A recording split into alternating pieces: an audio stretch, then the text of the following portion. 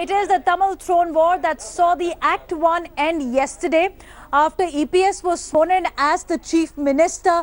But now it's the Act 2 where who is actually controlling the Tamil state is going to come out in for. You have EPS going to meet Sasikala Natarajan ahead of the crucial floor test which is to be held tomorrow. Now let me go across the India race. Padmaja Joshi, who is keeping a close track of all the development from the ground. Padmaja, good morning. We've been talking about this, that how even at the OPS camp where you're standing, it is not yet game over.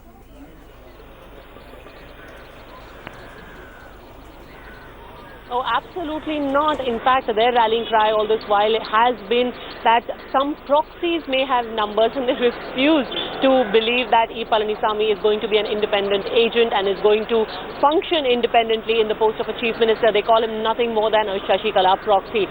And while this camp may have the numbers, OPS thinks that the public support is still with him, and it's in that effort, and a while from now we are learning, Devina, that Panneerselvam and other leaders who continue to be with him, who continue to support him, are going to take a rally around Chennai. They are going to conduct a car rally around Chennai to try and rally public support, and this is going to be just the beginning. Depending on the kind of response that he gets, this is going to be just the beginning. This will continue in all the other constituencies of Tamil Nadu as well. So he is thinking ahead. This is possibly long-term thinking on part of Panneerselvam, because he knows that after his rebellion, which was started at the Marina Beach, he has been built up as a person who is a counter, who is a foil to Sasikala.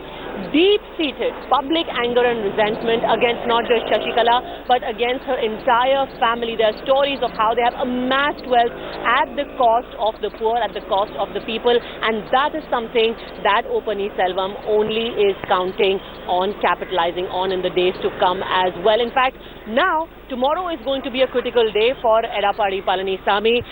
He has to prove his majority on the floor of the House after the special session of the Tamil Nadu Assembly has been called for at 11 a.m. Well, it's quite clear where the power center is in Tamil Nadu politics at present, and which is why even as the swearing in of E.Palaniswamy and 31 of his ministers took place yesterday at the Raj Bhavan, DMK chief M.K. Stalin issued this piece of advice.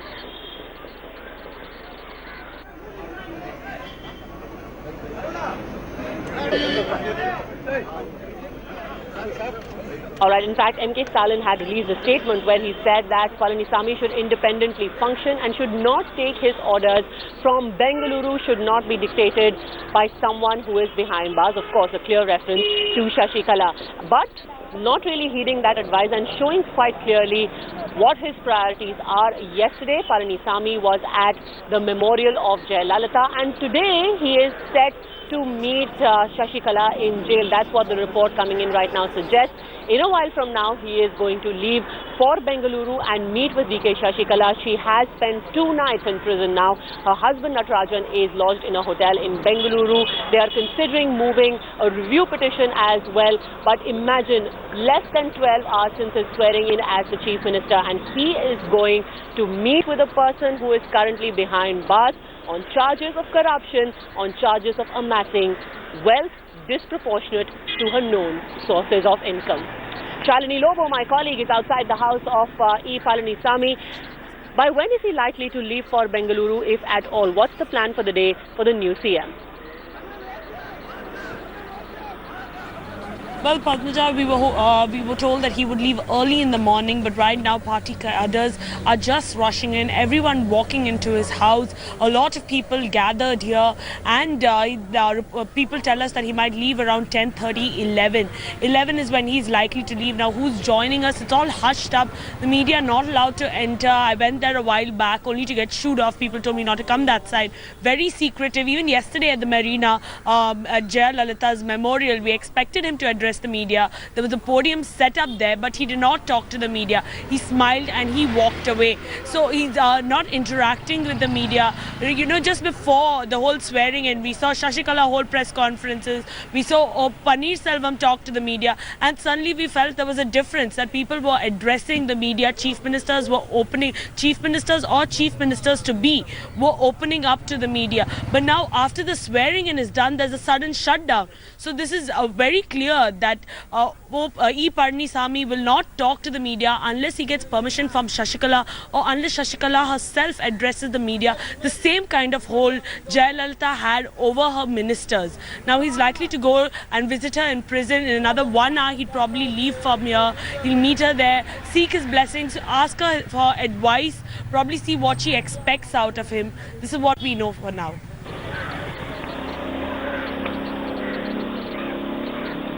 All right, just stay with me, Shalini. I also want to tell our viewers that yesterday night, soon after Palaniswamy had left the Jaya Memorial in Marina Beach, he was followed by the man he had ousted, Panneerselvam, and the kind of reception that Panneerselvam got was way more raucous than anything that Palaniswamy had seen. There were people wailing, people crying, in fact visuals that we are playing out right now, who were beating their chests, bemoaning, as it were, the removal of Panneerselvam from the post of Chief Minister.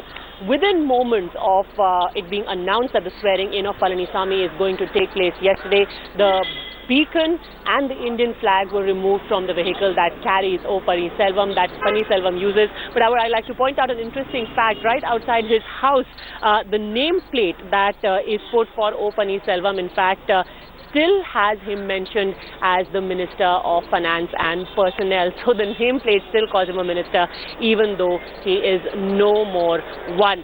My colleague Anup is also there outside the residence of Panneerselvam. But before I go across to him, let's quickly listen in to the vow that OPS has taken, that his camp has taken, to ensure that AIADMK does not fall into the clutches of one family.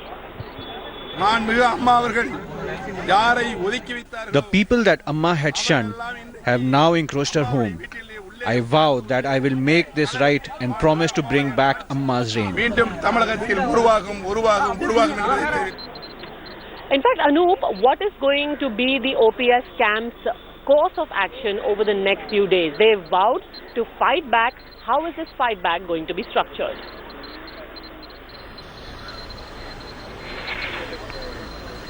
Well, Padmaja, the first thing is that what I'm told is that there would be a meeting in the day with the conference of Mr. Panneerselvam, and they will discuss the strategy. What should be the next course of action which will take place? What we have understood is that Mr. Panneerselvam will definitely try to garner the support of the public by holding meetings and rallies in every point of the districts, which will likely to be announced either today or tomorrow. So one thing is that the public support is really with Mr. Panneerselvam. However, the numbers could be with Mr. Palaniswamy. But there also, though he was sworn in as the chief minister, the next day, on Saturday is going to be a D-day for him, and there also some of the MLAs have still not given in, and they are telling that the OPS still has got the support, and the public sentiment is with Mr. OPS.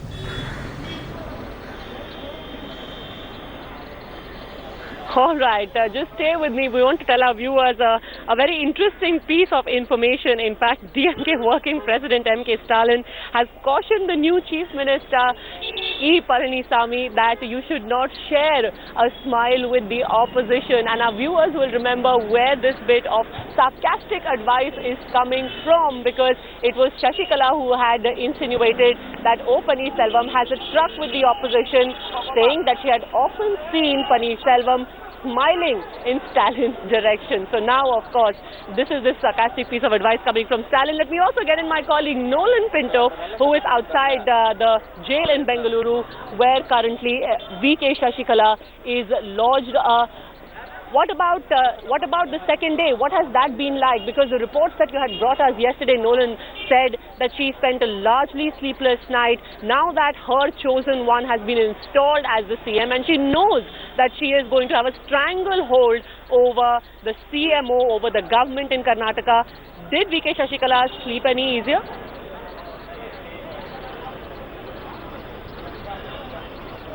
Well, she should have slept at least much more peacefully, knowing for the fact that she has won this first bout in Tamil Nadu politics.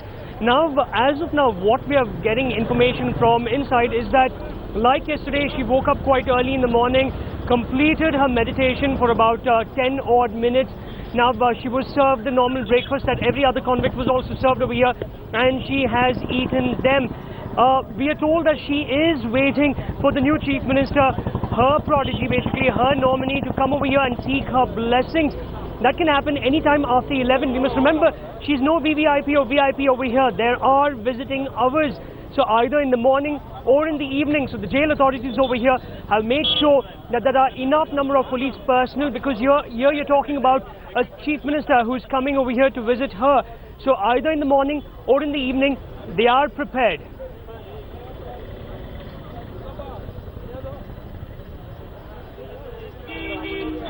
All right, Nolan, just stay with me, because there was high drama yesterday soon after the swearing-in had taken place.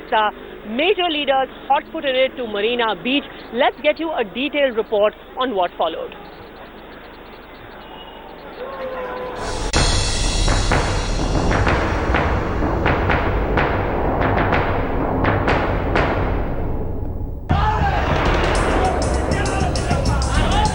Late on Thursday, it was back to where it all started.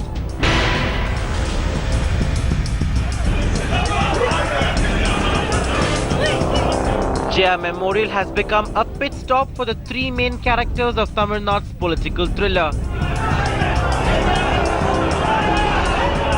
After taking the oath as Tamil Nadu's new Chief Minister, E.Palaniswamy visited the memorial as well. Ousted Tamil Nadu Chief Minister O. Panneerselvam too visited the memorial, only to pledge that he will continue his fight against Sasikala and won't let them take over the party. The people that Amma had shunned have now encroached her home. I vow that I will make this right and promise to bring back Amma's reign.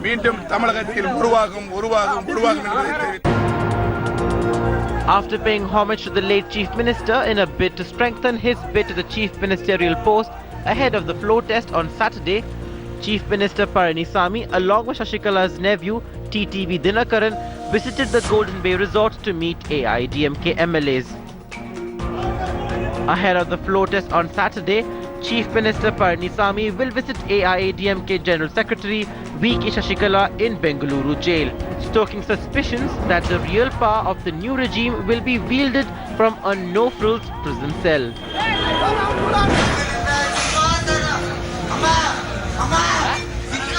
Passions continue to run high. The war for Tamil throne is far from over.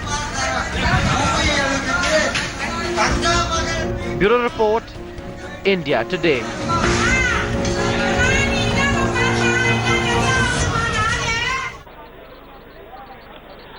Shalini, Anoop and Nolan, three of my colleagues, continue to be live with us from the various points where the action is centered. Shalini, I want to ask you, while the O. Panneerselvam camp and the EPS camp are deciding what their next move is, the most curious role has been played by these MLAs. Yesterday, their man has been sworn in. 31 of them have taken oath as ministers, and yet they have decided to not go back to their constituencies or go back to work. They continue to be in the resort. Why? Well, this is a question, Padmaja, that's not just, you're not the only one asking it. The entire Tamil Nadu is asking the question. And this is the one question the O. Panneerselvam camp is highlighting so much until they dig it into everyone's heads. Yes, it comes down to why are they going back to the resort? Is it because they're scared? Is someone threatening them? Or is it on their own will? If it's on their own will, why can't they hold their meetings out in the open? This is what everyone wants to know. They're very well kept in hiding. No one can talk to them. None of us have any access to them. My colleague Ashish is outside the resort. Even he doesn't have access to the MLAs inside. So we don't know what's happening behind those four walls. But if it was transparent, if everything was perfectly fine, I'm sure they would have come out by now and spoken to us. Well, in fact, Shalini, the papers have got pictures now of how the MLAs are busy jogging, cycling, basically having a good time behind those walls of the resort, even as the people in their constituencies wait for a semblance of governance. For now, thank you all my colleagues who've joined us from Bengaluru and Chennai.